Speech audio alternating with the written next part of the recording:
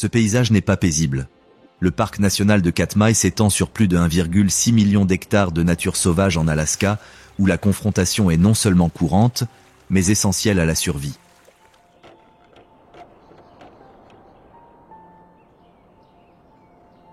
Ici, la chaîne alimentaire fonctionne avec une efficacité impitoyable et chaque animal doit maîtriser l'équilibre délicat entre prédateurs et proie, entre agressivité et repli sur soi. Les confrontations dépassent les relations prédatrices. Même les herbivores se livrent à des luttes spectaculaires pour la domination.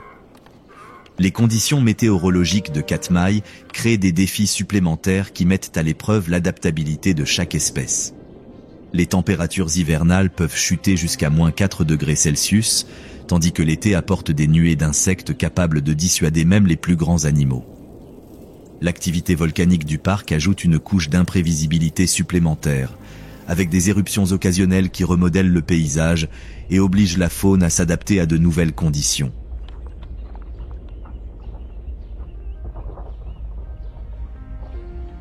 Ici, les changements saisonniers ne sont pas des transitions graduelles, mais des transformations radicales qui exigent une adaptation immédiate. Le printemps arrive avec une force explosive, faisant fondre d'énormes couches de neige et créant des torrents qui peuvent modifier le cours des rivières du jour au lendemain. L'été apporte l'abondance, mais aussi une concurrence féroce pour les ressources. L'automne exige une préparation urgente à la survie, tandis que l'hiver met à l'épreuve toutes les compétences de survie acquises par un animal.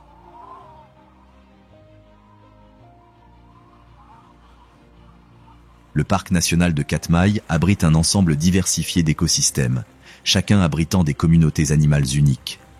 Le littoral du parc s'étend sur des centaines de kilomètres le long de l'océan Pacifique, où les rivages rocheux côtoient des plages immaculées et où les bassins de marée regorgent de vie marine. À l'intérieur des terres, de vastes forêts d'épicéas, de bouleaux et d'aulnes créent des canopées denses qui abritent d'innombrables espèces, tandis que de vastes plaines de toundra s'étendent vers des montagnes lointaines. Les nombreux lacs et rivières du parc forment un système hydrographique complexe qui sert de voie de communication pour la migration des saumons et de lieu de rassemblement pour la faune qui dépend de ces migrations. Les chutes Brooks, sans doute l'élément le plus célèbre du parc, forment un amphithéâtre naturel où les ours se rassemblent chaque été pour se régaler de saumons bondissants.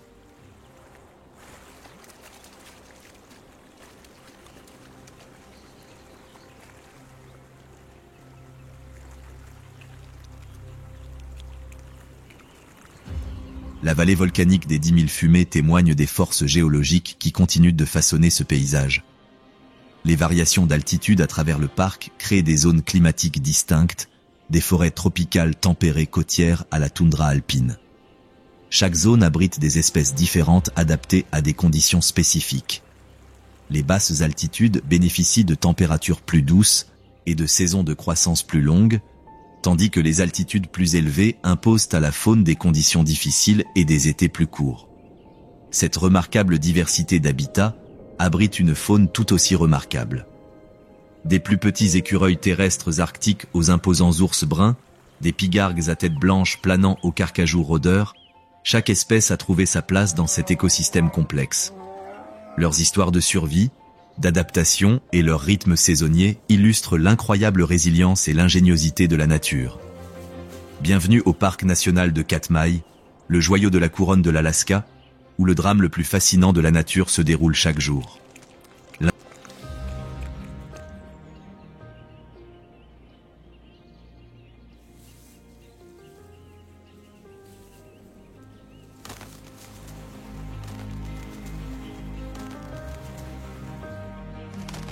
Imposant ours brun émerge des ombres matinales le long de la berge, l'eau ruisselant de son épaisse fourrure, tandis qu'il observe son domaine. Mesurant près de 2,7 mètres de haut et pesant près de 400 kilos, ce géant côtier représente le sommet de la chaîne alimentaire de Katmai.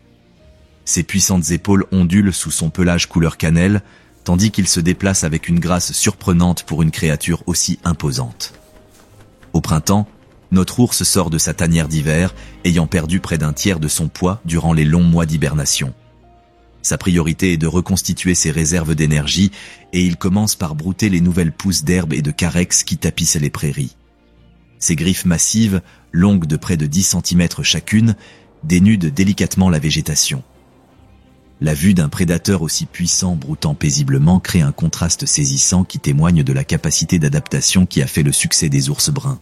À l'arrivée de l'été, le paysage subit des changements radicaux. L'attention de l'ours se tourne vers les rivières où des millions de saumons commencent leur montaison.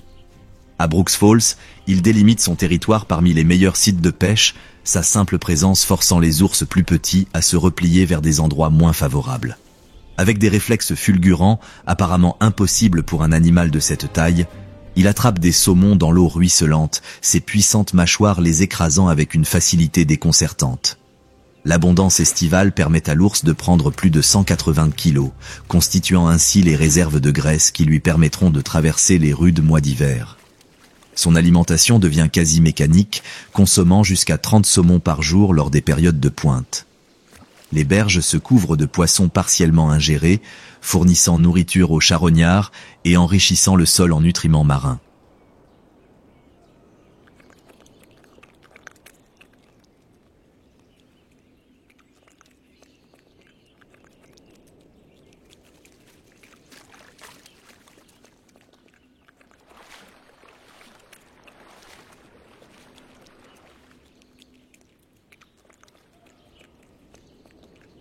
L'automne apporte un sentiment d'urgence. L'ours entre en hyperphagie, un état d'alimentation quasi constante. Il complète son alimentation de saumon avec des baies, des racines et toutes les protéines disponibles. Sa silhouette imposante s'élargit tandis qu'il se prépare au long hiver qui l'attend. En novembre, il aura doublé son poids printanier, une transformation remarquable qui lui assurera la survie pendant les mois de tanière. L'arrivée de l'hiver marque le début de la période la plus vulnérable de l'ours. Lorsque les températures baissent et que la neige commence à s'accumuler, il se retire dans sa tanière, généralement une grotte ou un creux creusé à flanc de colline. Là, dans un état de torpeur qui n'est pas tout à fait une véritable hibernation, il y reste jusqu'à 7 mois, sa température corporelle ne baissant que légèrement tandis que son rythme cardiaque ralentit considérablement. La présence de l'ours brun côtier façonne tout l'écosystème de Katmai. Ses activités de pêche lors des migrations de saumon créent des opportunités pour les charognards et distribuent les nutriments marins dans toute la forêt. Ces sentiers deviennent des autoroutes pour les petits animaux, tandis que ces excréments fertilisent le paysage et dispersent les graines sur de vastes distances. Maître incontesté de ce royaume, son succès ou son échec se répercute à tous les niveaux de la chaîne alimentaire.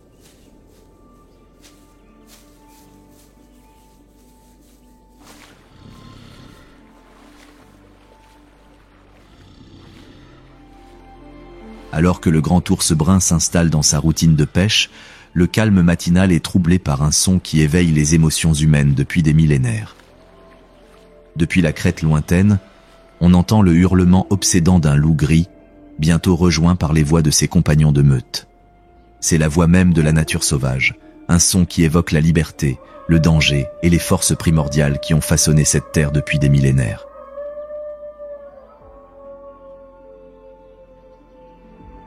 Le mâle alpha pénètre dans une clairière, sa robe gris argentée illuminant la lumière du petit matin. Avec ses 50 kilos et ses 81 cm au garrot, c'est un magnifique spécimen de l'un des prédateurs les plus redoutables de la nature. Ses yeux jaunes scrutent le paysage avec une intelligence qui a permis à son espèce de prospérer dans certains des environnements les plus hostiles de la planète. Derrière lui, 6 membres de la meute émergent de la forêt, leurs mouvements synchronisés par des années de coopération et de survie commune. Le printemps apporte de nouveaux défis à la meute de loups. La femelle alpha se prépare à donner naissance aux petits de l'année. Le territoire de la meute, qui s'étend sur plus de 1500 km², doit fournir suffisamment de ressources pour subvenir aux besoins de la famille grandissante. Les stratégies de chasse des loups s'adaptent à la disponibilité saisonnière des proies. Au début du printemps, lorsque les caribous sont dispersés et que les orignaux sont clairsemés par les rigueurs de l'hiver, la meute se concentre sur les proies plus petites et les possibilités de charogne.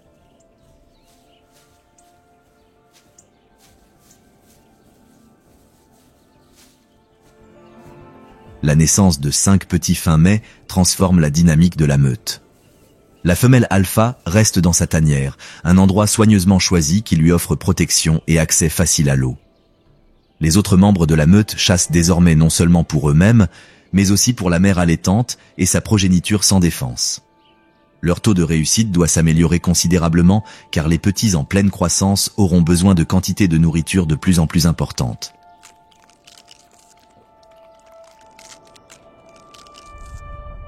L'été offre à la meute de nombreuses opportunités car les hardes de caribous migrent à travers leur territoire.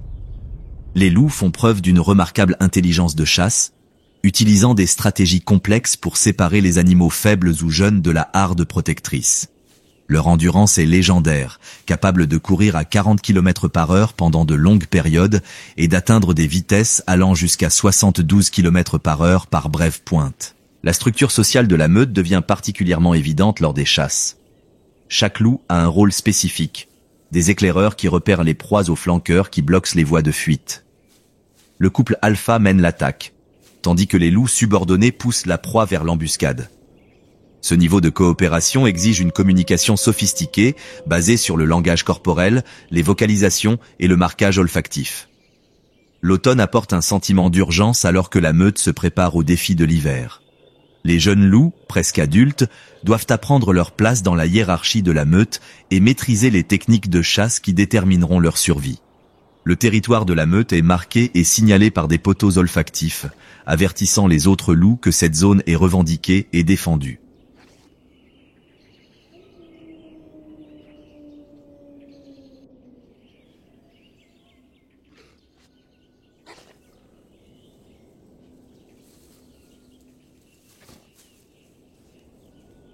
L'hiver transforme la meute en une machine de survie redoutable. Leur épais double pelage les isole des températures pouvant descendre jusqu'à -10 degrés Celsius. Leurs larges pattes, semblables à des raquettes, leur permettent de se déplacer dans la neige profonde avec un minimum d'effort. Plus important encore, leur structure en meute garantit qu'aucun loup ne sera seul face aux rigueurs de l'hiver. Le rôle du loup gris dans l'écosystème de Katmai va bien au-delà de sa prédation directe. Sa présence influence le comportement des proies, créant ce que les scientifiques appellent un paysage de peur qui affecte les habitudes de pâturage et l'utilisation de l'habitat. Cette influence indirecte contribue à maintenir l'équilibre entre herbivores et végétation, démontrant ainsi le rôle crucial des prédateurs au sommet de la chaîne alimentaire pour la santé de l'écosystème. Tandis que la meute de loups s'installe dans sa routine hivernale, le grondement de milliers de sabots résonne dans la toundra, marquant le début de l'une des migrations les plus spectaculaires de la nature.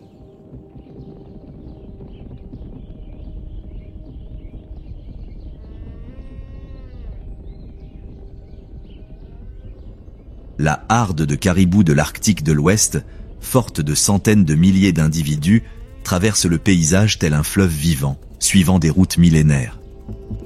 Parmi eux, un mâle adulte lève ses bois massifs vers le ciel, son souffle formant des nuages dans l'air glacial, tandis qu'il guide un petit groupe de femelles et de veaux sur le sol gelé.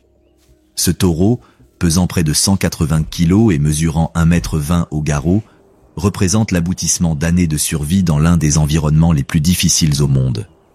Ces bois, d'une envergure de près de 1,50 m, sont à la fois un symbole de domination et un outil pratique pour rivaliser avec les autres taureaux et dégager la neige afin d'atteindre la végétation. Ses épais poils creux lui offrent une isolation qui lui permet de rester à l'aise à des températures qui tueraient la plupart des animaux en quelques heures. Le cycle annuel du caribou est dominé par la migration, un voyage qui peut parcourir plus de 4800 km et qui représente l'une des plus longues migrations de tous les animaux terrestres. La migration printanière débute avec la fonte des neiges, déclenchée par la combinaison de la durée du jour, des variations de température et d'une programmation génétique ancestrale qui guide leurs ancêtres depuis des millénaires. Le troupeau se déplace avec détermination, suivant des itinéraires traditionnels qui profitent des meilleures zones d'alimentation et évitent les obstacles majeurs. La saison des vélages arrive avec le bref mais intense été arctique. Les femelles recherchent leurs aires de vélage traditionnelles, souvent des îles ou des zones surélevées qui offrent une protection contre les prédateurs et un accès à un fourrage de qualité. La synchronisation des naissances est remarquable, la plupart des veaux naissant dans un délai de 2 semaines. Cette stratégie permet de vaincre les prédateurs et de garantir qu'un maximum de jeunes survivent à leur période la plus vulnérable. Les veaux nouveau-nés comptent parmi les mammifères les plus précoces. Ils sont capables de se tenir debout et de marcher quelques heures après leur naissance et de suivre le rythme du troupeau en quelques jours.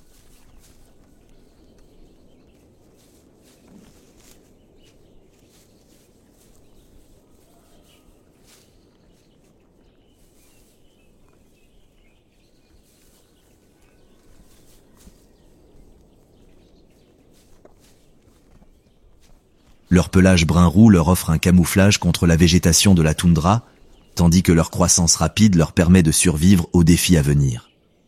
Le lien entre la mère et son veau est intense. Les femelles protégeant farouchement leurs petits des loups, des ours et autres prédateurs qui menacent constamment le troupeau. L'été apporte à la fois abondance et tourments aux caribous. La brève saison de croissance produit une explosion de végétation qui permet aux animaux de prendre rapidement du poids et de se remettre en forme. Cependant, ces mêmes conditions qui favorisent la croissance des plantes produisent également d'énormes essaims d'insectes qui peuvent rendre les caribous presque fous. Moustiques, mouches noires et heustres attaquent en nombre pouvant atteindre 9000 piqûres par minute, forçant les caribous à chercher refuge dans les plaques de neige, les crêtes venteuses et les marécages boueux. Les bois du mâle atteignent leur taille maximale pendant les mois d'été, poussant jusqu'à 2,5 cm par jour. Cette croissance nécessite d'énormes quantités d'énergie et de minéraux, ce qui démontre l'importance des riches aires d'alimentation estivale. Les bois sont recouverts de velours, une peau riche en sang qui nourrit les os en croissance. À mesure que le taux de testostérone augmente en prévision du rut, le velours commence à sécher et à peler, révélant l'os poli en dessous. L'automne marque le spectaculaire rut, période durant laquelle les mâles se disputent le droit de s'accoupler avec les femelles.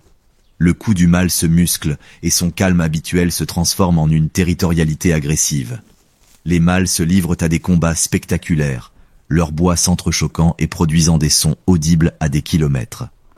Les mâles les plus forts rassemblent des harems de femelles, les défendant contre leurs adversaires tout en prenant à peine le temps de manger.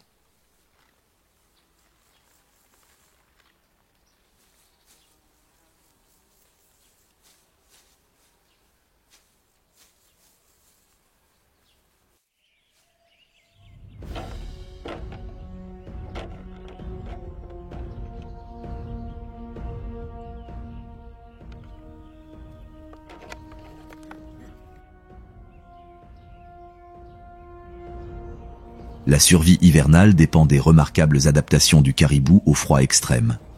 Son métabolisme ralentit, réduisant ses besoins énergétiques, tandis que son épais pelage offre une isolation équivalente aux meilleurs vêtements d'hiver.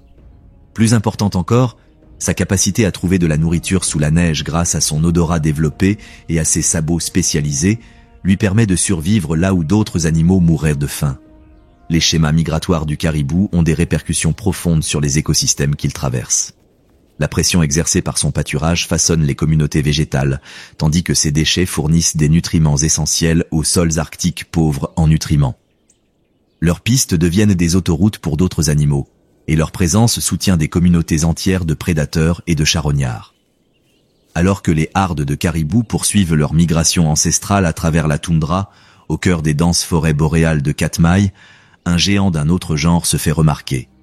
L'orignal mâle fonce à travers les sous-bois avec une furtivité surprenante pour un animal pesant près de 545 kg et mesurant 1,80 m au garrot. Ces bois massifs, mesurant plus d'1,50 m de large et pesant 18 kg, se faufilent à travers la canopée avec une aisance experte, témoignage d'une vie passée dans ces forêts denses.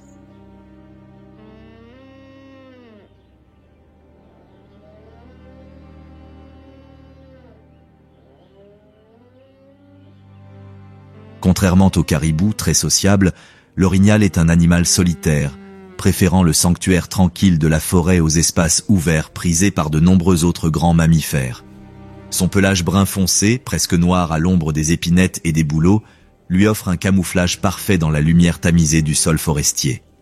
Ses longues et puissantes pattes sont parfaitement adaptées pour se déplacer dans la neige épaisse, les troncs d'arbres tombés et les zones marécageuses qui freineraient les autres animaux. Au printemps, l'orignal mâle se remet des rudes mois d'hiver. Son corps imposant nécessite d'énormes quantités de nourriture pour se maintenir et il passe jusqu'à 20 heures par jour à se nourrir des nouvelles pousses de saules, de trembles et de plantes aquatiques. Ses habitudes alimentaires ont un impact profond sur la structure de la forêt, car son broutage influence la croissance des arbustes et des petits arbres. Il se déplace sur son territoire avec détermination, suivant des sentiers bien établis qui relient les meilleures zones d'alimentation. La relation de l'orignal avec l'eau est l'une de ses caractéristiques les plus distinctives. Contrairement à la plupart des grands mammifères, c'est un excellent nageur, capable de plonger jusqu'à 6 mètres de profondeur pour atteindre les plantes aquatiques succulentes. Ses narines peuvent se fermer pour empêcher l'eau de pénétrer lorsqu'il se nourrit sous l'eau, et ses longues pattes lui permettent de patauger dans des eaux trop profondes pour d'autres animaux. Ces séances de nourrissage aquatique le protègent également des invasions d'insectes qui infestent tous les grands mammifères pendant les brefs mais intenses mois d'été. L'été apporte à l'orignal à la fois abondance et défi. La croissance abondante de ses plantes préférées lui permet de prendre du poids rapidement, mais les conditions qui favorisent la croissance des plantes créent également des conditions idéales pour les parasites et les insectes piqueurs. La réaction de l'orignal au harcèlement des insectes est à la fois spectaculaire et efficace. Il peut se rouler dans la boue pour se protéger, rechercher des zones venteuses où les insectes sont moins actifs ou simplement endurer le supplice tout en continuant à se nourrir. Les bois du taureau entament leur cycle de croissance annuelle au printemps, apparaissant comme des structures molles, gorgées de sang et recouvertes de velours. Leur croissance est phénoménale. Les bois grossissent jusqu'à 2,5 cm par jour pendant les périodes de pointe. Cette croissance rapide nécessite des quantités importantes de calcium et de phosphore, des minéraux qui doivent provenir de son alimentation végétale. Le velours qui recouvre les bois en croissance est extrêmement sensible, ce qui oblige le taureau à faire attention à l'endroit où il pose sa tête. L'automne transforme le taureau habituellement solitaire en une créature agressive et territoriale, poussée par les exigences du rut. Ces bois, durcis et polis par l'ablation du velours, deviennent des armes capables de porter des coups dévastateurs à ses rivaux. Son cou se muscle et son calme habituel disparaît à mesure que la testostérone se propage dans son organisme.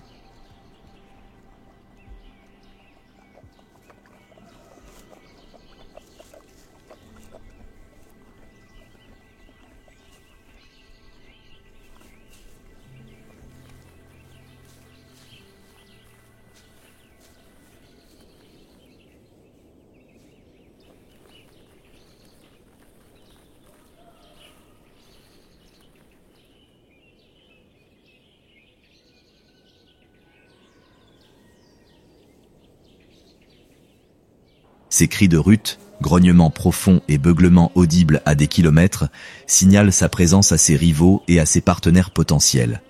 Les affrontements entre orignaux mâles pendant la saison du rut comptent parmi les démonstrations de force les plus spectaculaires en Amérique du Nord. 2 mâles s'approchent l'un de l'autre dans une démonstration rituelle de domination, les bois dressés et le poil hérissé. Si aucun des deux ne recule, ils se livrent à une joute qui peut durer des heures, les bois entrelacés, testant ainsi leur force. Ces combats entraînent parfois des blessures graves, voire mortelles, mais le plus souvent, ils établissent des hiérarchies de domination qui minimisent les conflits. L'hiver représente pour l'orignal son plus grand défi de survie. Sa grande taille, bien qu'avantageuse à bien des égards, devient un handicap lorsque la nourriture se raréfie et que la conservation de l'énergie devient cruciale.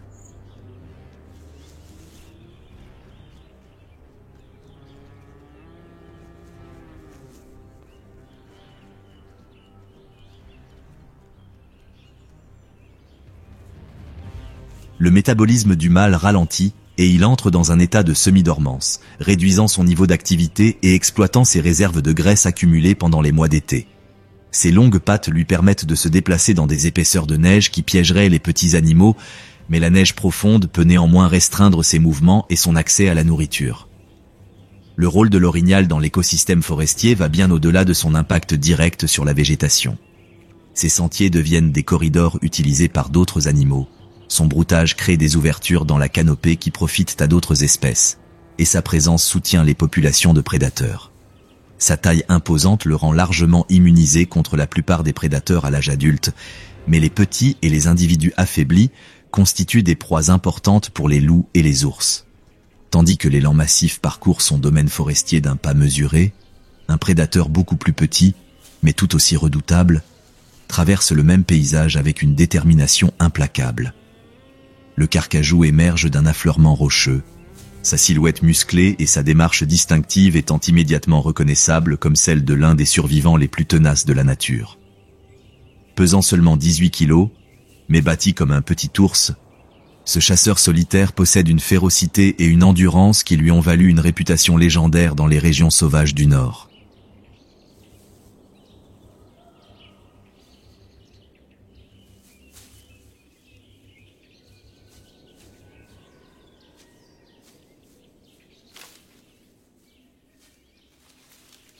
La fourrure brun foncé du carcajou est parsemée de jarres plus claires qui lui donnent un aspect grisonnant. Ses larges pattes, véritables raquettes, lui permettent de se déplacer dans la neige profonde avec une efficacité remarquable. Ses puissantes mâchoires, dotées de dents conçues pour broyer les os, peuvent générer une force de morsure de 22 kg par pouce carré, lui permettant d'accéder à des sources de nourriture inaccessibles aux autres charognards. Son trait le plus distinctif, cependant, est son incroyable endurance, capable de parcourir 24 km par jour sur les terrains les plus accidentés. Le printemps réveille le carcajou de ses errances hivernales et le met en quête d'une partenaire. Son territoire, qui couvre jusqu'à 1500 km², chevauche celui de plusieurs femelles, et il doit parcourir de vastes distances pour trouver des partenaires réceptifs. Ses griffes puissantes, semi-rétractables et parfaitement adaptées à l'escalade, lui permettent d'escalader des parois rocheuses verticales et de se déplacer dans la forêt dense avec la même aisance. Son marquage olfactif devient plus fréquent durant cette période, à mesure qu'il établit sa présence sur tout son territoire. La réputation de charognard du carcajou est amplement méritée, mais elle ne révèle qu'une partie de son histoire. S'il se nourrit abondamment de charognes, notamment de restes de proies de grands prédateurs, c'est aussi un chasseur habile, capable de capturer des proies bien plus grosses que lui.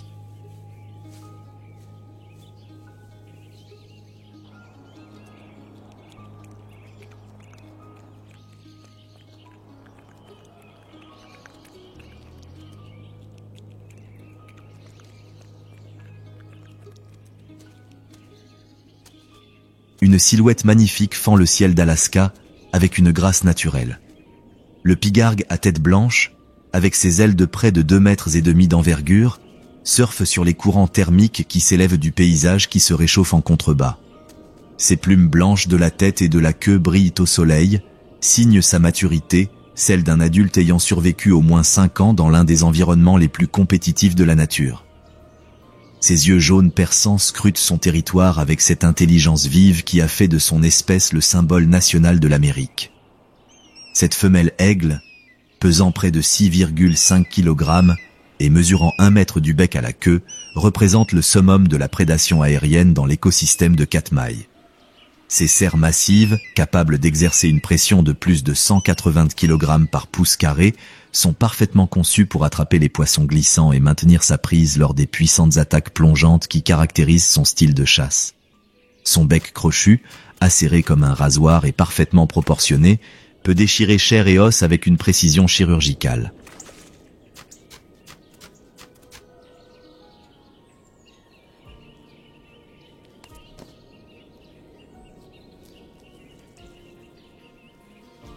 Au printemps, le couple d'aigles se rend à leur site de nidification ancestrale, une structure massive construite dans la cime d'un épicéa vieux de 200 ans. Le nid, construit au fil des ans, pèse près de 2 tonnes et mesure 2,4 mètres de diamètre. Le rôle de la femelle dans l'entretien du nid est crucial. Elle ajoute de nouveaux matériaux chaque année et répare les dommages causés par les tempêtes hivernales. Son choix de matériaux de nidification témoigne d'une intelligence remarquable, car elle choisit des branches et des débris qui assureront à la fois l'intégrité structurelle et l'isolation de ses œufs. Les rituels de parade nuptiale des pigargues à tête blanche comptent parmi les plus spectaculaires du règne animal.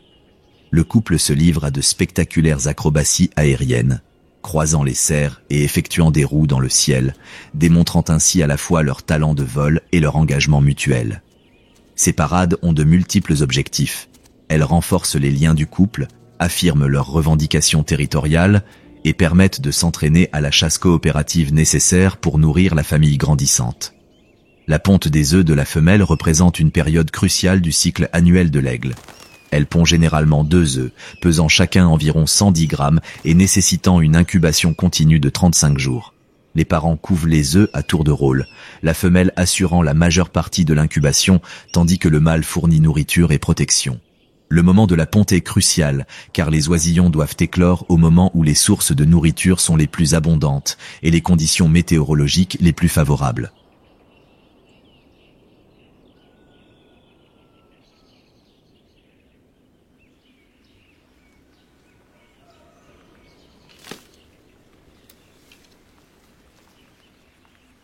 L'été marque la période exigeante de l'élevage des oisillons, période durant laquelle les parents doivent nourrir leur progéniture en pleine croissance.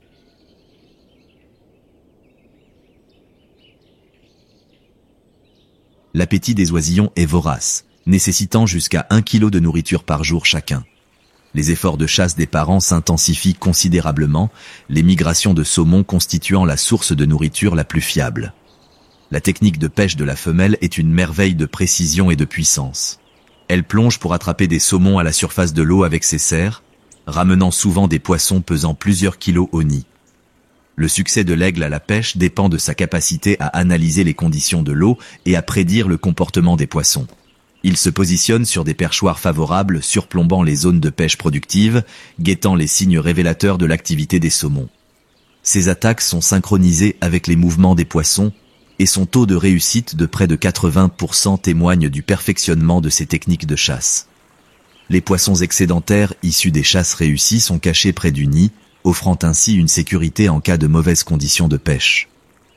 L'automne apporte des changements importants au comportement des aigles, qui se préparent à l'indépendance. Les réserves de nourriture des parents diminuent progressivement, obligeant les jeunes à développer leurs propres compétences de chasse. Les premières tentatives de pêche des jeunes aigles sont souvent infructueuses, mais la persévérance et la pratique les mènent finalement à la maîtrise. Cette période d'apprentissage est cruciale, car les jeunes qui ne maîtrisent pas les compétences essentielles ne survivront pas à leur premier hiver. La relation de l'aigle avec les autres prédateurs et charognards est complexe et souvent compétitive. Bien qu'il soit capable de dominer la plupart des autres oiseaux grâce à sa taille et à son agressivité, il doit parfois rivaliser avec les ours bruns pour accéder aux montaisons de saumon.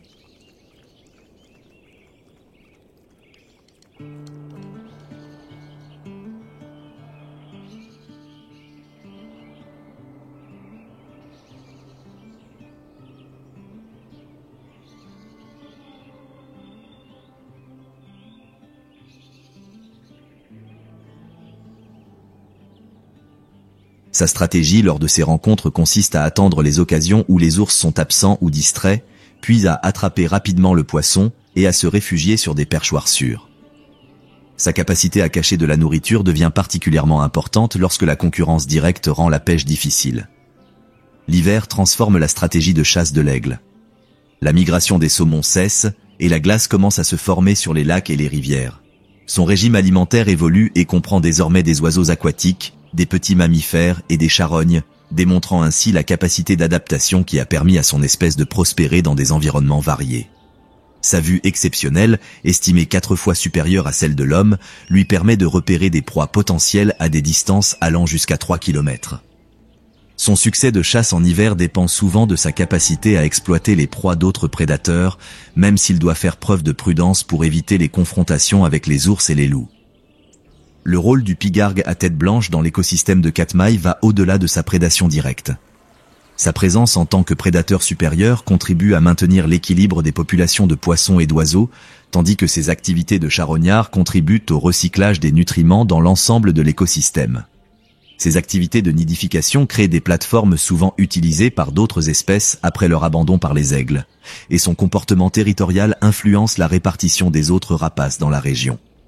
Tandis que le puissant aigle plane au-dessus de nos têtes, scrutant le paysage depuis son point d'observation aérien, un prédateur bien plus discret se faufile dans l'ombre du sol forestier en contrebas.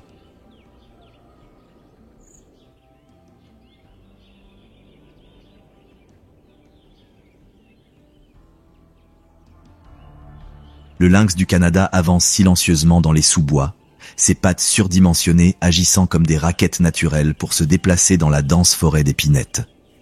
Ses oreilles touffues frémissent au moindre bruit, tandis que ses yeux jaune pâle scrutent la forêt avec l'intensité d'une créature parfaitement adaptée à la chasse furtive.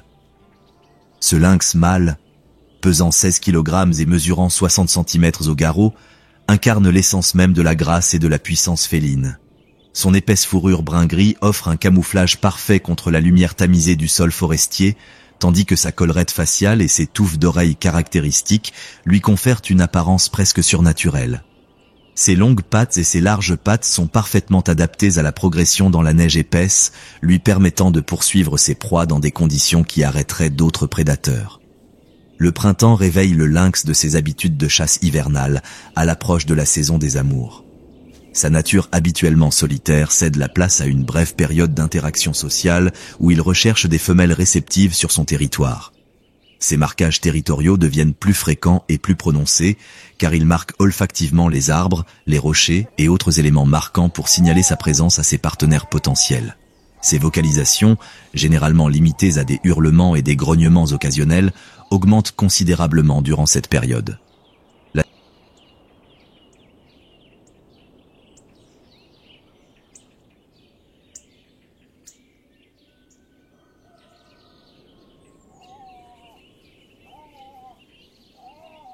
La stratégie de chasse du lynx repose sur la patience, la discrétion et une vitesse explosive.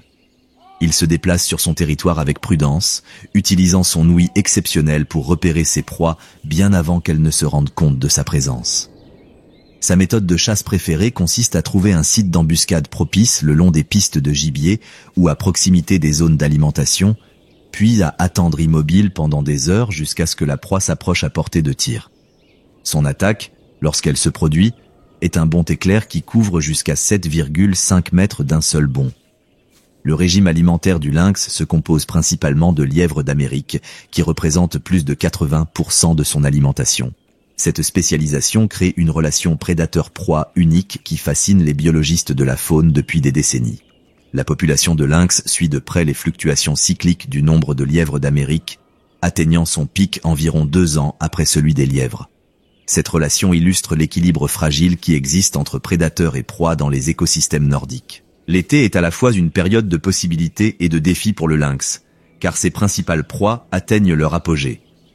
La forêt dense offre un excellent abri pour ses activités de chasse, mais la même végétation qui le dissimule offre également des cachettes à ses proies. Son taux de réussite à la chasse augmente considérablement durant cette période, lui permettant de constituer des réserves de graisse essentielles à sa survie hivernale. Sa vision nocturne exceptionnelle lui confère un avantage considérable pendant les longues journées d'été, lorsque de nombreuses proies sont les plus actives. Les interactions du lynx avec ses prédateurs sont généralement caractérisées par l'évitement plutôt que par la confrontation. Bien qu'il soit capable de se défendre contre des prédateurs plus petits, il recule généralement face aux loups, aux ours ou aux carcajous. Ses aptitudes arboricoles lui offrent des voies de fuite lorsque les rencontres terrestres deviennent dangereuses. Et ses talents d'escalade comptent parmi les meilleurs de tous les prédateurs nord-américains. Sa capacité à sauter de branche en branche lui permet de traverser la canopée forestière lorsque les déplacements terrestres deviennent trop risqués. L'automne intensifie les activités de chasse du lynx, qui se prépare aux mois d'hiver difficiles qui l'attendent. Ses proies commencent leurs propres préparatifs hivernaux, devenant souvent plus prudentes et difficiles à approcher.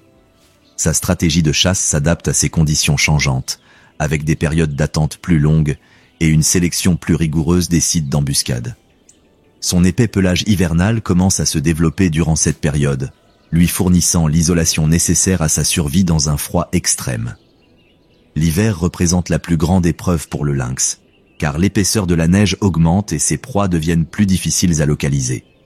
Ses larges pattes, qui atteignent près de 10 cm de diamètre, répartissent son poids sur la surface enneigée et lui permettent de se déplacer là où d'autres prédateurs seraient piégés. Son succès de chasse dépend fortement de sa capacité à repérer et à suivre les couloirs que les lièvres d'Amérique créent sous la neige. Ces tunnels offrent des voies de déplacement protégées à ses proies, mais ils créent aussi des endroits prévisibles où les embuscades ont le plus de chances de réussir. Le cycle de reproduction du lynx est étroitement lié à l'abondance de ses proies. Les années où les lièvres d'Amérique sont nombreux, les femelles peuvent avoir des portées allant jusqu'à 6 chatons, tandis que pendant les années de disette, la reproduction peut être retardée, voire supprimée. Cette flexibilité reproductive permet aux populations de lynx de s'adapter aux variations de la disponibilité des proies et contribue à maintenir la stabilité à long terme de la relation prédateur-proie. Le rôle du lynx dans l'écosystème forestier va au-delà de sa prédation directe sur les lièvres d'Amérique. Sa présence influence le comportement et la répartition de ses proies, ce qui affecte à son tour la végétation et la structure des communautés végétales. Ses marques olfactives et son comportement territorial contribuent à réguler la répartition des autres prédateurs, tandis que sa chasse sélective contribue à maintenir la santé génétique des populations de proies en éliminant les individus faibles ou malades. Dans les sous-bois où le lynx rôde avec une intention meurtrière, un survivant remarquable a développé l'une des stratégies d'adaptation les plus ingénieuses de la nature.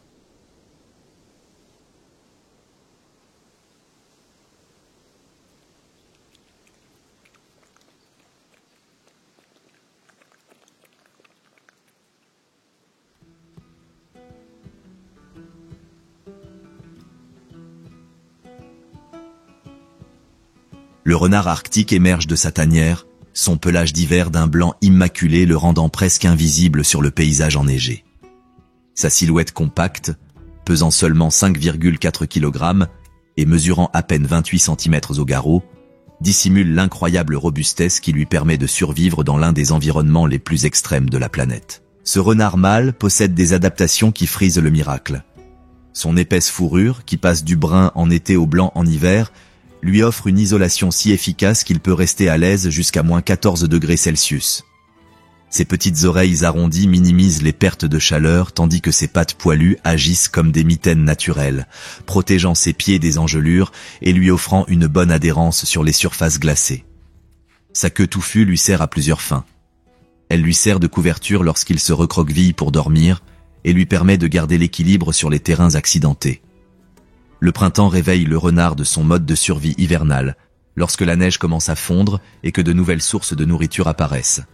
Son régime alimentaire devient alors incroyablement diversifié, comprenant des œufs d'oiseaux, des petits mammifères, des insectes et des baies. Sa stratégie de chasse allie patience et opportunisme, explorant chaque source de nourriture potentielle avec la minutie d'un animal qui ne peut se permettre de gaspiller son énergie dans des chasses infructueuses.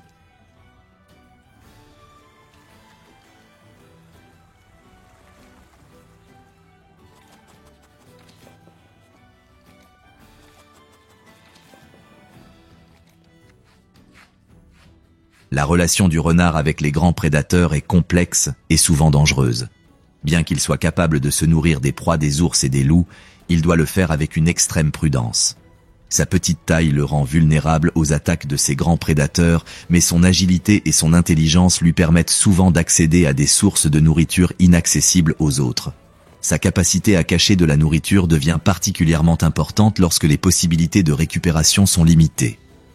L'été est à la fois une source d'opportunités et de défis pour le renard arctique, car son pelage blanc devient un handicap dans le paysage brun et vert. Son pelage d'été, d'un gris brunâtre, lui offre un meilleur camouflage, mais la mue le rend vulnérable pendant cette période de transition. Son succès de chasse dépend fortement de sa capacité à localiser et capturer les petits mammifères, notamment les lemmings et les campagnols, qui constituent la base de son alimentation pendant les mois les plus chauds. La stratégie de reproduction du renard est étroitement liée à l'abondance de petits mammifères sur son territoire. Les années où les proies sont abondantes, les couples peuvent avoir des portées allant jusqu'à 14 petits, tandis que les années de disette peuvent retarder, voire supprimer, la reproduction. Les tanières, généralement situées dans des zones bien drainées et offrant une bonne visibilité, deviennent des centres d'activité intense, les deux parents s'efforçant de nourrir leur famille grandissante. L'automne est une période critique pour le renard arctique, qui se prépare à l'hiver rigoureux qui l'attend. Son comportement de recherche de nourriture devient frénétique, car il stocke de la nourriture dans des dizaines d'endroits sur son territoire. Sa mémoire exceptionnelle lui permet de retrouver ses caches même enfouies sous plusieurs mètres de neige. Sa survie à l'hiver dépend fortement du succès de ses efforts de recherche, car les proies fraîches se font de plus en plus rares avec la baisse des températures. La survie hivernale du renard dépend de sa capacité à exploiter toutes les sources de nourriture disponibles. Durant cette période, son régime alimentaire peut se composer de charognes, de nourriture cachée et de tout petits mammifères repérés sous la neige. Sa technique de chasse consiste à utiliser son ouïe exceptionnelle pour repérer les proies se déplaçant sous la neige, puis à effectuer des plongeons spectaculaires pour percer la surface et capturer sa proie.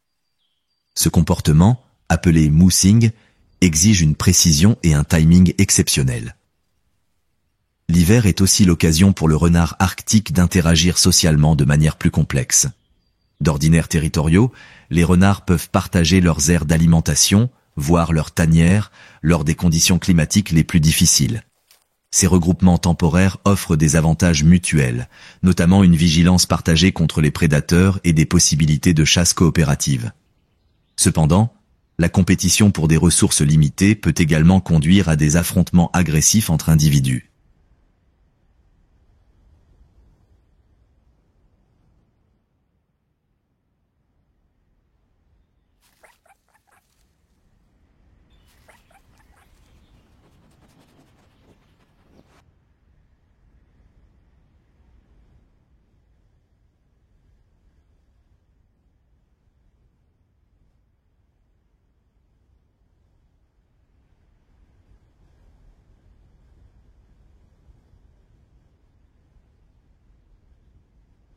Le rôle du renard arctique dans l'écosystème va au-delà de ses activités directes de prédation et de charognardage.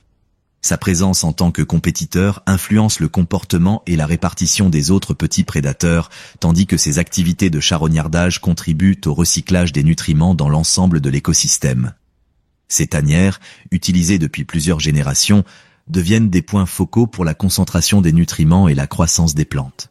Loin au-dessus des aventures terrestres du renard arctique, une ombre plane sur le paysage, éclipsant même l'impressionnant pigargue à tête blanche. Le pigargue de Steller, avec ses ailes de près de 2,7 mètres d'envergure et son poids pouvant atteindre 9 kg, est l'un des plus grands rapaces du monde. Cette magnifique femelle fend l'air de ses battements d'ailes puissants. Son imposant bec jaune et ses taches blanches distinctives sur les épaules en font l'un des prédateurs les plus redoutables du Pacifique Nord. Cet oiseau de proie colossale a parcouru des milliers de kilomètres depuis ses aires de reproduction côtière russes pour passer l'hiver dans les eaux fertiles de Katmai. Sa présence ici représente l'une des migrations les plus remarquables du monde des rapaces, un voyage qui met à l'épreuve toutes ses capacités de survie. Sa taille imposante, bien qu'impressionnante, présente également des défis uniques. Elle a besoin d'énormes quantités de nourriture pour maintenir sa condition physique et a moins de possibilités de s'échapper face aux menaces. La stratégie de chasse de l'aigle de mer repose sur la puissance et la patience plutôt que sur la vitesse et l'agilité. Il se positionne sur des perchoirs dominant les zones de pêche productives, utilisant sa vue exceptionnelle pour scruter l'eau à la recherche de signes d'activité des poissons. Ses proies préférées sont les gros poissons, notamment les saumons, qui peuvent peser jusqu'à 7 kg et nécessitent une force considérable pour être soulevés hors de l'eau. Ses attaques se caractérisent par une force écrasante plutôt que par la finesse, car il utilise ses serres massives et ses ailes puissantes pour maîtriser ses proies. La migration printanière met en compétition l'aigle de mer et les pigargues à tête blanche résidant pour les meilleurs territoires de pêche.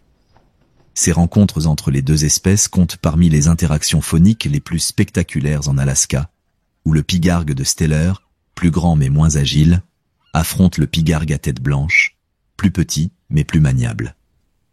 L'issue de ces confrontations dépend de facteurs tels que la qualité du site de pêche, l'expérience individuelle et la détermination de chaque oiseau à défendre ses ressources. La technique de pêche de l'aigle de mer illustre les adaptations qui ont permis à son espèce de prospérer dans l'environnement difficile du Pacifique Nord. Son bec massif, mesurant jusqu'à 10 cm de long, est parfaitement conçu pour attraper de gros poissons glissants. Ses serres, longues de près de 7 cm chacune, lui confèrent la force de préhension nécessaire pour soulever de lourdes proies. Sa technique consiste à plonger pour attraper les poissons à la surface, même s'il lui arrive de patauger dans les eaux peu profondes pour capturer directement ses proies.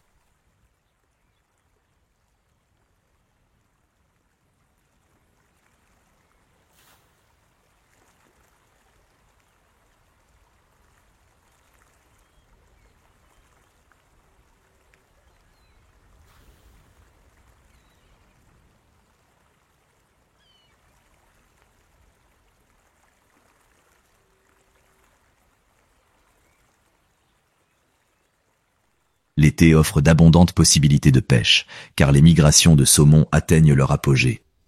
Les besoins alimentaires quotidiens de l'aigle de mer, estimés à près de 3 livres de poissons par jour, l'obligent à pêcher presque sans interruption pendant les périodes de pointe. Son succès dépend de sa capacité à localiser et à monopoliser les zones de pêche les plus productives, évinçant souvent les rapaces plus petits par sa taille et son comportement agressif.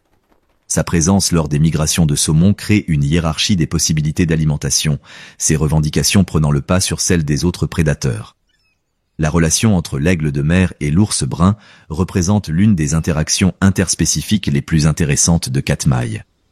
Si les ours dominent clairement les lieux de pêche, la capacité de l'aigle à attraper rapidement le poisson et à se réfugier dans des perchoirs inaccessibles lui permet d'exploiter des opportunités inaccessibles aux prédateurs terrestres. Sa stratégie consiste à attendre les moments où les ours sont distraits ou absents, puis à capturer rapidement le poisson et à se réfugier dans des endroits sûrs. L'automne intensifie les activités alimentaires de l'aigle de mer qui se prépare aux besoins énergétiques de sa longue migration de retour vers ses zones de reproduction. Son comportement de cachette s'accentue car il stocke le poisson dans des endroits qui le protègent des charognards et des intempéries. Sa mémoire exceptionnelle lui permet de déplacer ses caches même après de longues périodes, lui assurant ainsi une sécurité optimale les jours où les conditions de pêche sont mauvaises. La survie hivernale de l'aigle de mer à Katmai dépend de sa capacité à exploiter les zones libres de glace où les poissons restent accessibles. Ces adaptations au froid comprennent une densité de plumes accrues et des changements de comportement qui minimisent les dépenses énergétiques.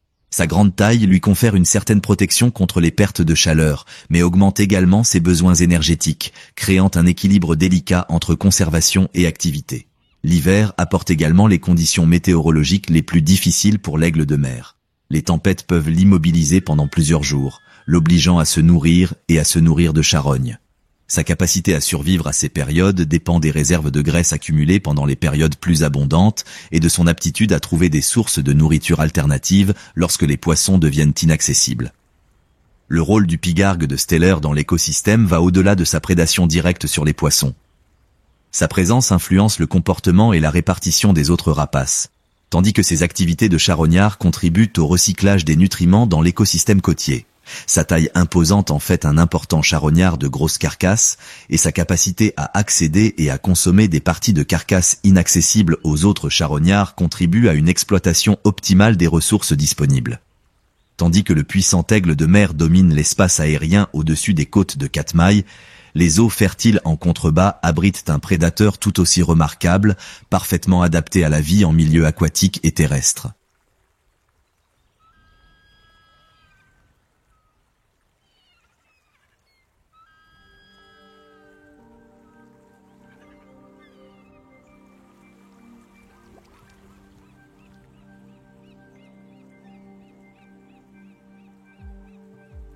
Le phoque commun fait surface près du rivage rocheux, son visage barbu et ses grands yeux noirs scrutant la zone à la recherche de menaces potentielles avant de se hisser sur les rochers chauffés par le soleil. Son corps aérodynamique, pesant 82 kg et mesurant 1,50 m, représente le compromis parfait entre efficacité aquatique et mobilité terrestre.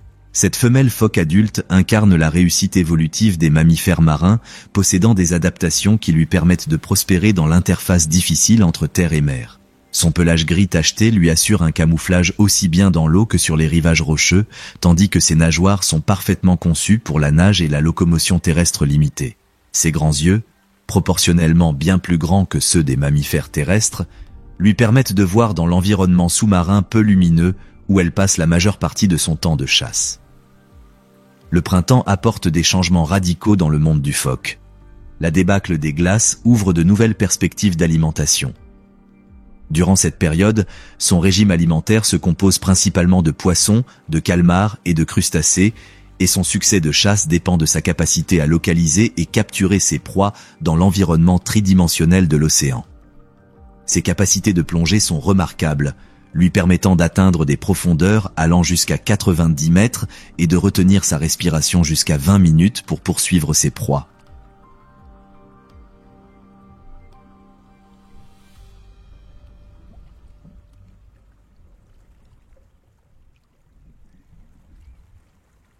La stratégie de chasse du phoque allie furtivité, vitesse et remarquable maniabilité sous-marine. Son corps aérodynamique lui permet d'atteindre des vitesses allant jusqu'à 40 km/h sous l'eau, tandis que ses moustaches sensibles détectent les moindres mouvements de l'eau provoqués par les proies en fuite. Ses attaques se caractérisent par une accélération soudaine et un positionnement précis, tandis qu'il utilise ses puissantes mâchoires pour capturer ses proies avant de remonter à la surface pour respirer. L'été représente le pic du cycle annuel du phoque, avec l'arrivée de la saison des mises bas. Le choix des sites de mise bas par la femelle témoigne d'une intelligence remarquable. Elle sélectionne des endroits offrant protection contre les prédateurs, accès à l'eau et substrat propice au développement de son petit. Son comportement maternel est intense mais bref, car les petits doivent rapidement acquérir leur indépendance pour survivre dans un environnement marin exigeant. La relation du phoque avec ses prédateurs terrestres est complexe et dangereuse. Bien qu'il soit relativement en sécurité dans l'eau, son besoin de se reposer et de mettre bas le rend vulnérable aux attaques des ours, des loups et d'autres prédateurs. Sa réponse aux menaces terrestres implique une vigilance constante et un positionnement à proximité immédiate de l'eau. Sa capacité à détecter les prédateurs en approche et à rejoindre la sécurité de l'océan détermine souvent sa survie. L'automne apporte des changements dans le comportement du phoque qui se prépare aux mois d'hiver difficiles qui l'attendent. Ses activités alimentaires s'intensifient à mesure qu'il constitue des réserves de graisse qui lui assureront isolation et stockage d'énergie pendant les périodes les plus froides. Son régime alimentaire évolue pour inclure davantage de proies riches en énergie, notamment des poissons gras, qui lui apportent un apport calorique maximal. Son comportement social peut évoluer pendant cette période, car les phoques se rassemblent parfois en groupes plus importants dans des zones d'alimentation particulièrement productives. La survie hivernale du phoque dépend de sa capacité à maintenir un accès aux eaux libres pour respirer et se nourrir. Ses adaptations à l'eau froide comprennent une épaisse couche de graisse qui assure isolation et flottabilité, ainsi que des modifications circulatoires qui préviennent la perte de chaleur aux extrémités. Ces adaptations comportementales incluent le choix de sites de repos qui offrent une protection contre le vent et les vagues tout en conservant un accès facile à l'eau. L'hiver est également synonyme de rencontres les plus difficiles pour les phoques avec les prédateurs.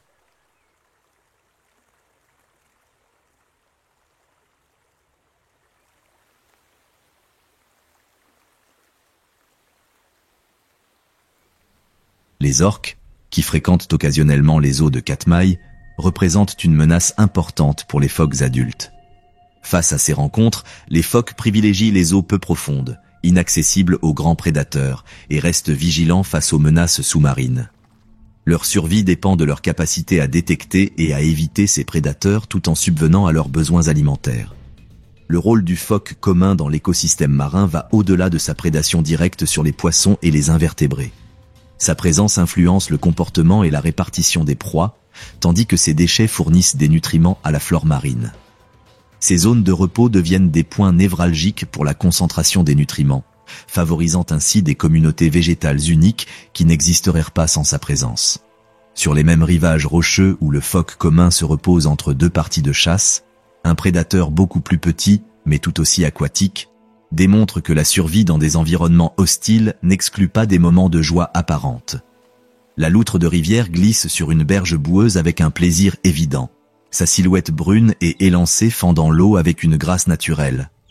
Ses pattes palmées et sa queue en forme de gouvernail la propulsent dans le courant avec une efficacité remarquable, tandis que sa fourrure dense la garde au chaud et au sec, même dans les eaux glaciales de Katmai. Cette loutre femelle, pesant 9 kg et mesurant 1,20 m du museau à la queue, est l'un des prédateurs semi-aquatiques les plus performants d'Amérique du Nord. Son comportement joueur, souvent interprété à tort comme frivole, joue en réalité un rôle essentiel dans sa survie, l'aidant à développer les aptitudes physiques et la souplesse mentale nécessaires à sa survie dans un environnement difficile.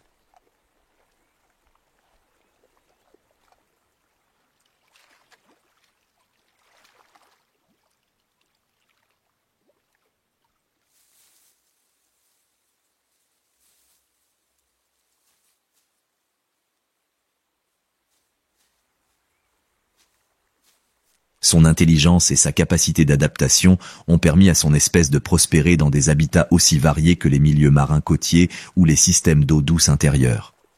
Le printemps réveille la loutre de sa routine hivernale, lorsque la glace commence à fondre et que de nouvelles possibilités de pêche s'offrent à elle. Durant cette période, son régime alimentaire se compose principalement de poissons, mais elle consomme également des crustacés, des amphibiens et, occasionnellement, de petits mammifères. Son succès à la chasse dépend de sa remarquable agilité sous-marine et de sa capacité à utiliser ses moustaches sensibles pour localiser ses proies en eau trouble. Sa technique de chasse privilégie la poursuite active à l'embuscade, car elle utilise ses capacités de nage supérieures pour traquer ses proies en fuite. La structure familiale de la loutre est l'une des plus complexes parmi les carnivores d'Amérique du Nord.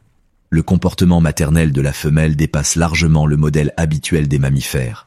Elle enseigne à ses petits non seulement les compétences de survie de base, mais aussi les comportements sociaux qui détermineront leur réussite au sein de la société des loutres. Ces méthodes d'apprentissage incluent un apprentissage par le jeu, où les jeunes loutres développent leurs compétences de chasse et leurs aptitudes sociales à travers des activités en apparence purement récréatives. L'été apporte à la fois abondance et défi à la famille des loutres.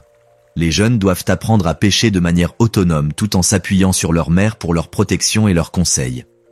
Les activités de chasse de la femelle augmentent considérablement, car elle doit nourrir sa famille grandissante tout en lui enseignant les techniques de chasse. Son choix de zone de pêche témoigne d'une intelligence remarquable, car elle sélectionne des endroits qui offrent à la fois une pêche productive et un environnement d'apprentissage sûr pour ses petits. La relation de la loutre avec ses autres prédateurs se caractérise par sa capacité à exploiter des refuges aquatiques inaccessibles à la plupart des prédateurs terrestres. Bien qu'elle soit vulnérable aux attaques des ours et des loups lors de ses déplacements terrestres, sa nage supérieure et sa connaissance des cachettes sous-marines lui offrent des voies de fuite efficaces. Son comportement social comprend des systèmes d'alarme qui avertissent les autres loutres de l'approche d'une menace, démontrant ainsi la nature coopérative de la société des loutres.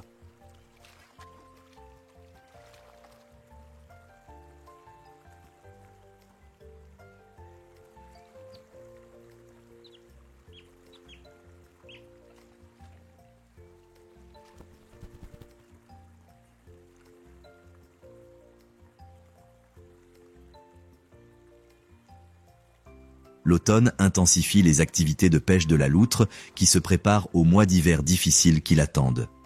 Son comportement de cachette s'accentue car elle stocke le poisson dans des endroits sous-marins qui restent accessibles même lorsque la glace se forme en surface.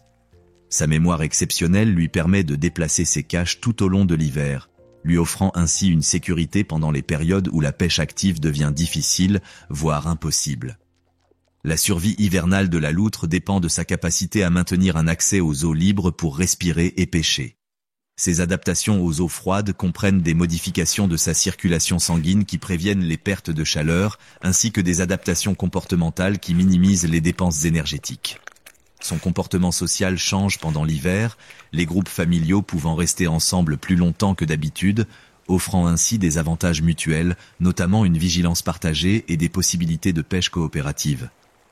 L'hiver apporte également à la loutre des conditions environnementales particulièrement difficiles. La formation de glace peut restreindre son accès à ses zones de pêche préférées, l'obligeant à parcourir de plus longues distances pour atteindre les eaux libres.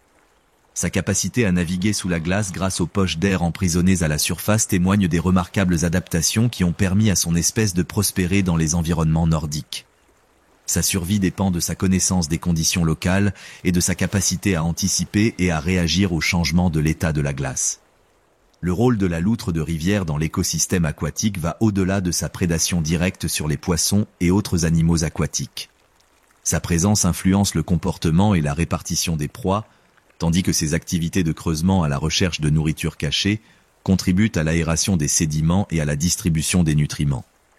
Ces sentiers entre les plans d'eau créent des corridors utilisés par d'autres animaux sauvages et ces latrines deviennent des points névralgiques pour la concentration des nutriments et la croissance des plantes. Tandis que la loutre joueuse démontre les avantages de l'adaptation aquatique au cœur des forêts denses de Katmai, une stratégie de survie bien différente a évolué.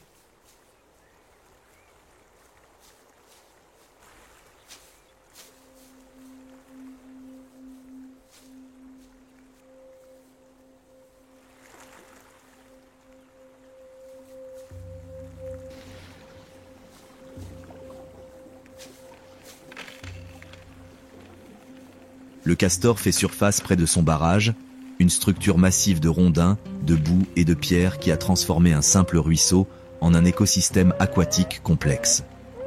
Sa large queue plate frappe la surface de l'eau en signe d'alarme lorsqu'il détecte un bruit inhabituel, le craquement aigu résonnant dans l'étang qu'il a créé au fil des années de travaux acharnés. Cette femelle castor, pesant 25 kg et mesurant 90 cm de long, représente l'une des espèces les plus transformatrices d'Amérique du Nord.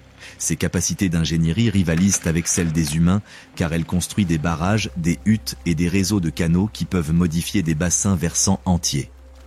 Ses incisives massives, d'un orange vif provenant de dépôts de fer et en croissance constante tout au long de sa vie, sont parfaitement adaptées à ses activités d'abattage d'arbres.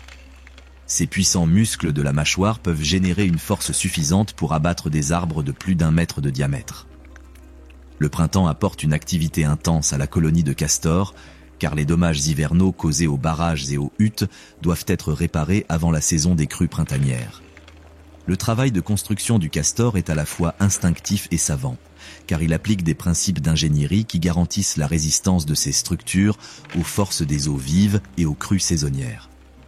Son choix de matériaux témoigne d'une intelligence remarquable, car il choisit différents types de bois et stratégies de pose en fonction des exigences spécifiques de chaque projet de construction.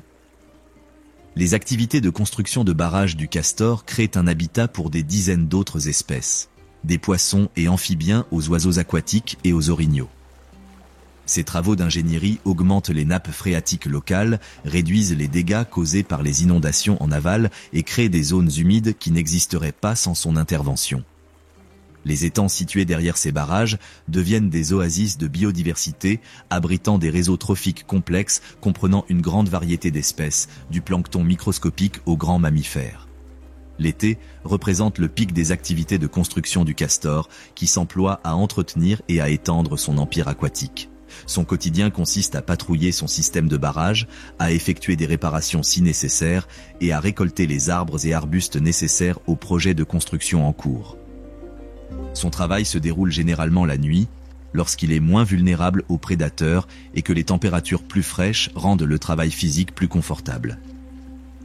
La structure sociale du castor repose sur des groupes familiaux qui collaborent à des projets de construction et à la défense du territoire. Son enseignement des techniques de construction aux jeunes castors constitue l'un des exemples les plus complexes de transmission culturelle du règne animal. Les jeunes castors apprennent non seulement à construire des barrages et des huttes, mais aussi à choisir les matériaux appropriés, à prédire les régimes d'écoulement des eaux et à coordonner leur travail avec les autres membres de la famille.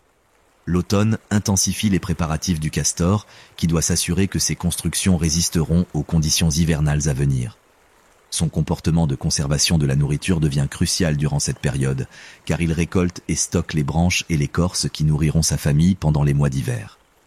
Ces réserves de nourriture sous-marine, ancrées sous la banquise, lui assurent une sécurité pendant les périodes où les déplacements en surface deviennent impossibles. La survie hivernale du castor dépend de sa capacité à rester actif sous la glace, tout en conservant l'accès à ses réserves de nourriture. Sa hutte lui offre une protection contre les prédateurs et les intempéries, tandis que son système de barrage assure la stabilité du niveau d'eau même pendant les périodes les plus froides. Sa capacité à rester sous l'eau jusqu'à 15 minutes lui permet d'accéder à ses réserves de nourriture et d'effectuer les réparations nécessaires à ses constructions sans s'exposer aux dangers de la surface. L'hiver est aussi la période d'entretien la plus difficile pour le castor. La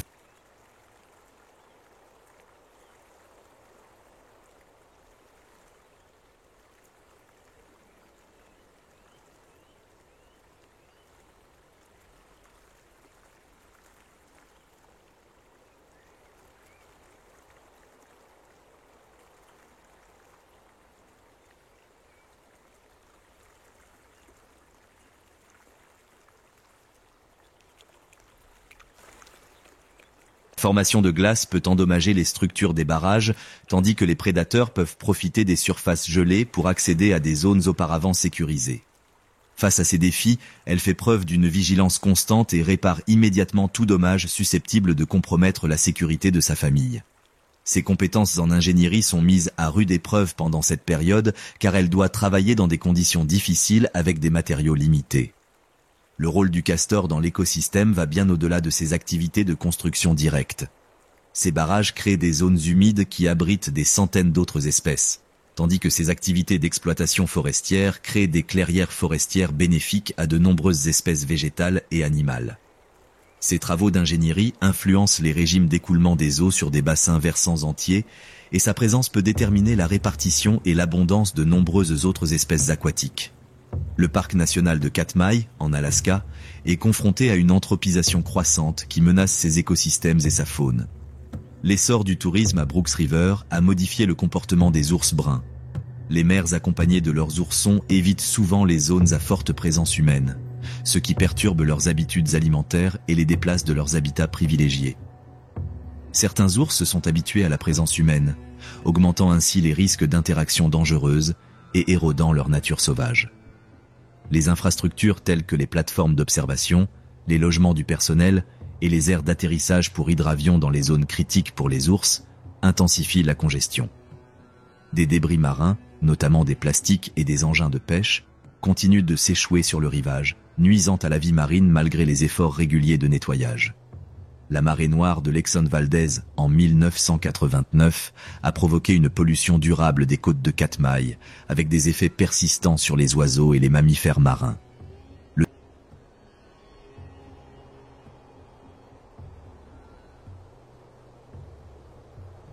Le tourisme contribue à l'économie locale et soutient l'emploi, mais il épuise également les ressources en générant des déchets et en émettant des émissions. Les mesures de gestion comprennent des séances d'information obligatoires sur la sécurité des ours, un accès restreint aux zones sensibles et des projets de restauration des habitats dégradés.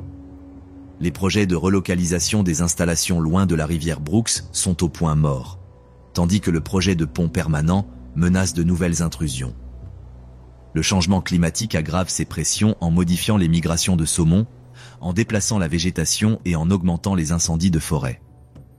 Trouver un équilibre entre l'accès des visiteurs et la préservation du site reste un défi majeur. Des efforts de conservation continus, l'engagement communautaire et une réglementation plus stricte sont essentiels pour préserver la biodiversité unique de Katmai et faire du parc un refuge pour la faune et un lieu d'émerveillement pour les générations futures. Inspiré par l'incroyable faune du parc national de Katmai, aimez cette vidéo et indiquez votre animal préféré dans les commentaires. Partagez-la pour sensibiliser et contribuer à la protection de ces écosystèmes exceptionnels. Et n'oubliez pas d'activer la cloche pour ne manquer aucune aventure sauvage.